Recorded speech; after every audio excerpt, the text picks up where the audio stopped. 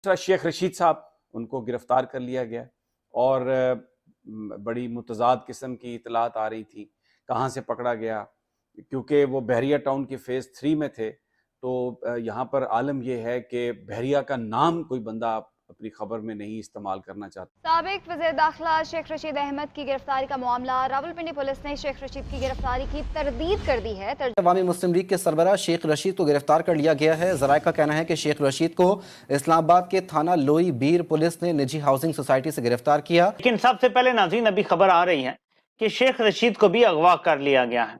ये उस दिन हुआ है जिस दिन कादी फायद ईसा ने हल्फ उठाया है। नहीं, मेरी तो जब मीडिया आया तो उस वक्त जावेद जब्बार साहब थे।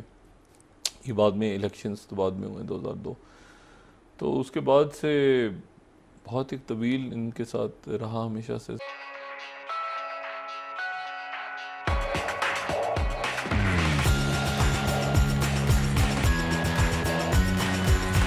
अब सबको पता है कि कादी फायद ईसा का मिसिंग पर्सनस के हवाले से क्या स्टांस है, एजेंसीज की बेजा मुदाखलत के हवाले से क्या स्टांस है। तो क्या ये उनको मैसेज दिया गया है या ये कौम को मैसेज दिया गया है कि जो मर्जी आ जाए, कोई बचा नहीं सकता तुम्हें हमसे। ये बहुत ही सिग्निफिकेंट है कि शेख रशीद को भी आज अगवा कर लिया गया है। जाहिर है कि डिमांड एक ही है कि आप भी प्रेस कॉन्फ्रेंस कर दें और बिल्कुल इमरान खान का इत्तेहादी होने से इनकार कर दें। हालांकि शेख रशीद की अपनी जमात है, वो कोई तहरीक इंसाफ के तो है नहीं कि वो प्रेस कॉन्फ्रेंस करें फिर कहें जी मैं इमरान खान को छोड़ रहा हूं। तो उनको क्यों गिरफ्तार किया गया है?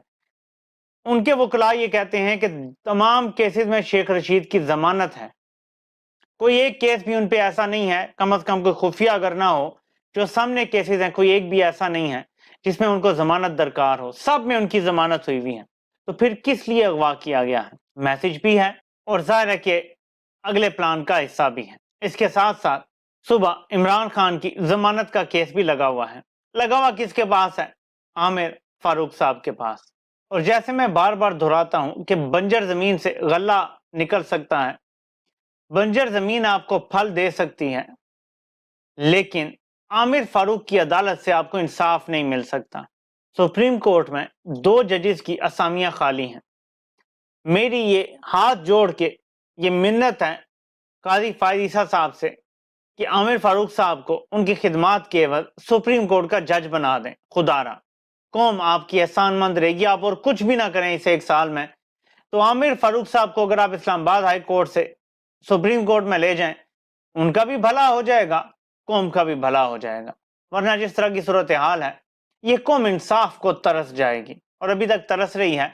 और जो तबाही आई है वो आप देख लें कि जब शहबाज गिल को अगवा करके मारा गया, टॉर्चर किया गया, तो ये वो पहला मामला था, इनके आने का पहला हफ्ता था इस्लामाबाद हाई कोर्ट में जब ये हुआ।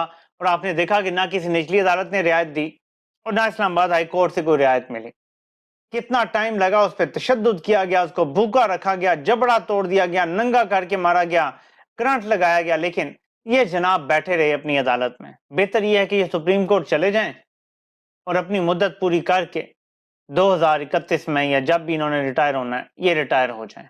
काजी फायद ईसा साहब ने जो रजिस्ट्रार सुप्रीम कोर्ट बनाया है वो इन खातून को बनाया है। इनका नाम है जजीला असलम। ये रजिस्ट्रार सुप्रीम कोर्ट के ओहदे पर आज से काम करना शुरू कर चुकी हैं। एक जज बैठा होगा रजिस्ट्रार की जगह, तो जिस तरह रजिस्ट्रार का काम होता है कि दरख्वास्त वसूल करना, देखना उसमें कोई एतराजी बात तो नहीं है, कोई है तो उसको कई दफ़ा वापस भेज दिया जाता है, एतराज दूर करने का कहा जाता है, कई दफ़ा बिल्कुल ही वापस कर दी जाती है दरख्वास्त। तो अगर एक ब्यूरोक्रेट की जगह जज बैठा होगा तो वो शायद बेहतर फैसला कर सकेगा, लेकिन पाकिस्तान में फैसले ओहदों पे बैठे लोग नहीं करते। और वो कहा जा रहा था कि निजी हाउसिंग सोसाइटी के फेज़ नंबर 3 में उनको गिरफ्तार किया गया। अब बहुत सारी इसमें जो इन्फॉर्मेशन आ रही है, मैं वो आपके गोशगुजार करता हूँ।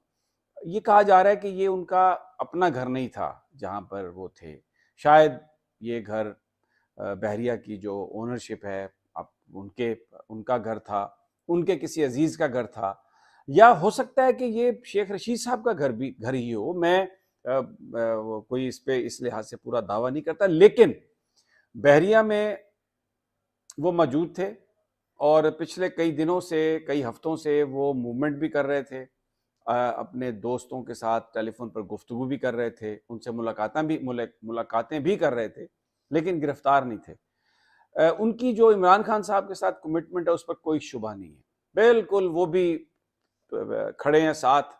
और उन्होंने जो अपने ट्विटर को इस्तेमाल किया, अपनी गुफ्तगू को इस्तेमाल किया, वो इमरान खान के साथ खड़े हैं।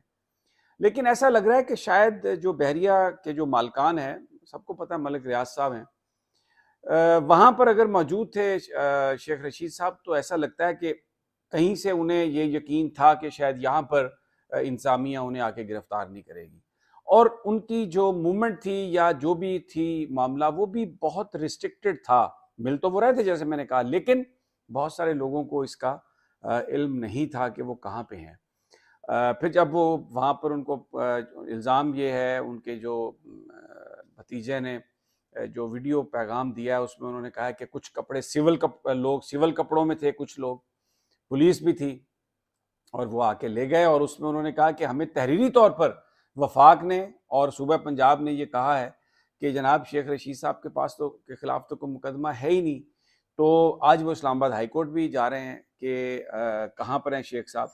लेकिन जो लोग हैं, जो आईजी पुलिस पंजाब ने ये कहा है कि शेख रशीद साहब हमारे पास नहीं है।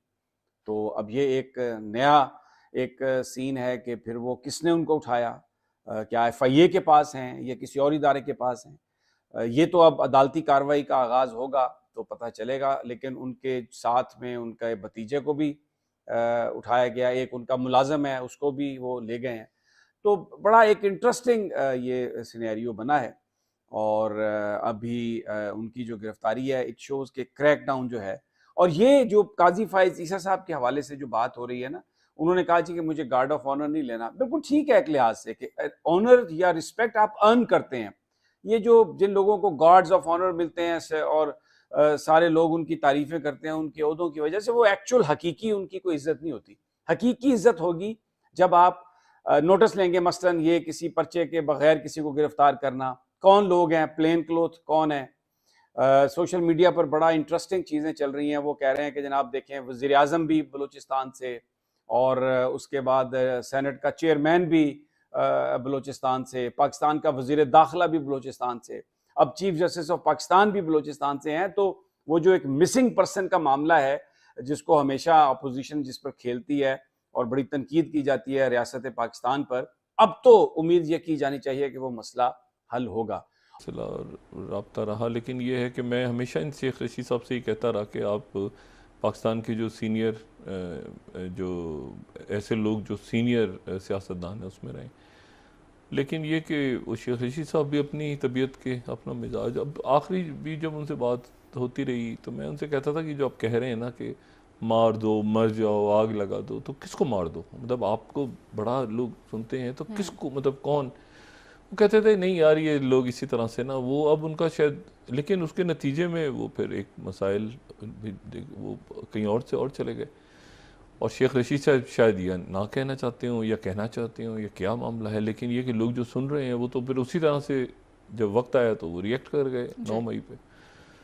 ये मैं उनको शेख साहब मुस्तकिल राब्ते में रहे इन दिनों में, और जब वो ट्वीट वगैरह भी मुझे करते थे तो एक फॉरवर्ड कर देते थे तो मैं भी उसको देख लेता था। लेकिन मैं मतलब था कि यार ये क्या हो गया है, ये 9 मई और इससे पहले के जो वाक़यात हैं काफ़ी सालों के। और शेख साहब तो मतलब ये होता है ना कि दरमियान में आप मसाइल को हल करें किसी तरह, तो वो मसाइल हल होने के बजाय मज़ीद तलखियों की तरफ चले गए बदकिस्मती के साथ। लेकिन अब ये है कि अब ये देखें कि सिलसिला कहाँ जाके रुकता है, और ये आने वाले दिनों में मेरा ख्याल है काफ़ी मनाजिर ऐसे और अभी नज़र आएंगे।